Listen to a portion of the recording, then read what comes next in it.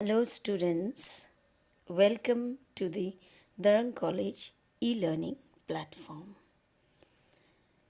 I, Anuradha Bhattrai, is going to discuss with you the topic Sylvia Plath as a confessional poet.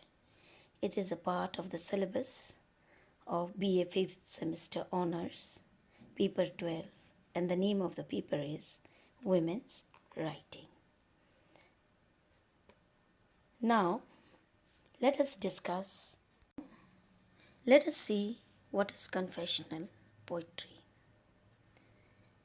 Actually, it is a kind of poetry that emerged in the United States in the late 1950s and early 1960s. The phrase confessional poetry was coined by M.L. Rosenthal in his review of Robert Lowell's work Life Studies in the Nation.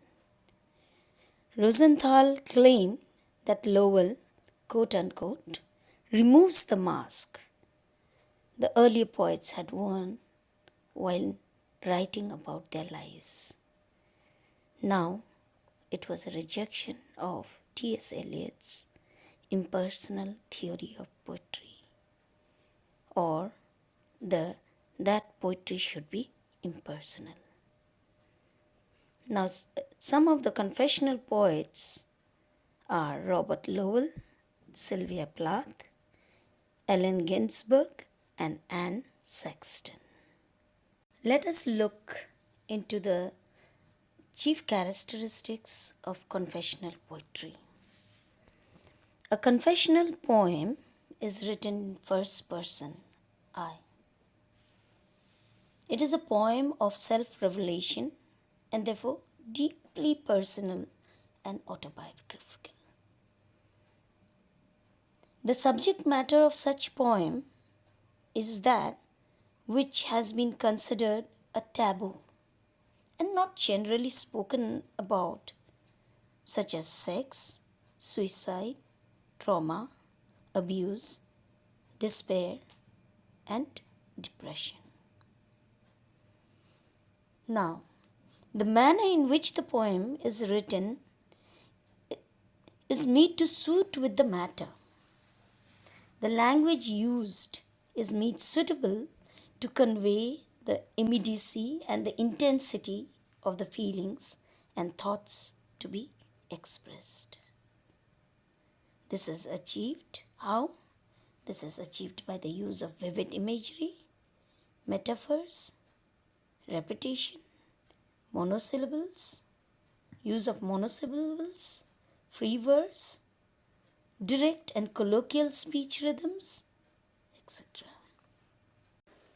Let us look into Sylvia Plath as a confessional poet. Sylvia Plath is an American poet whose works are The Colossal and Other Poems, published in 1960, Ariel, published in 1965, and the semi-autobiographical novel The Bell Jar, published shortly before her suicide in 1963. She was posthumously awarded the Pulitzer Prize for Poetry in 1982 for the collected poems published in 1981. The poem Daddy is included in her collection Ariel, which was written in 1962, months before her death, and published posthumously in 1965. In Daddy, she struggles to get free from the oppressive memory of her father, Otto Plath. He had died when she was just 10 years old. Since then, she has felt deserted, and it becomes a source of anger and frustration in her. The claustrophobic nature of his memory is vivid in her comparison of her father to a black shoe and herself to a foot suffocatingly confined within it for 30 long years. She calls him a bastard whom she vengefully needs to kill to get free of his hold over her, the cause of her psychic trouble. Sylvia Plath makes extensive use of the Holocaust imagery to translate her inner conflicts. She makes use of the historical image of the Holocaust to amplify and convey her inner conflicts. She sees her daddy as the oppressive Nazi and associates him with terms like Luftwaffe, Panzer Man, and fascist as well.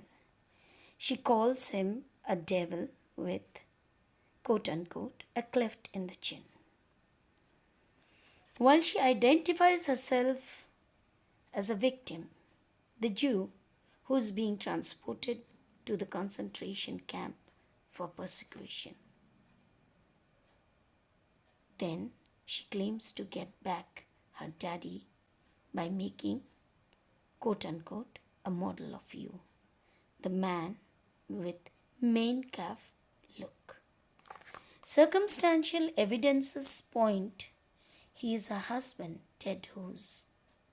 Once again, she feels betrayed in love because of the violence in her marriage.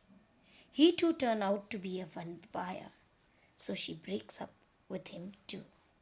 Finally, she succeeds in killing her daddy, that is, his oppressive memory, and thus exorcising his memory metaphorically through the act of writing and venting out her traumatic experience. Thus she declares vengefully, "Daddy, Daddy, you bastard, I'm through." Thank you.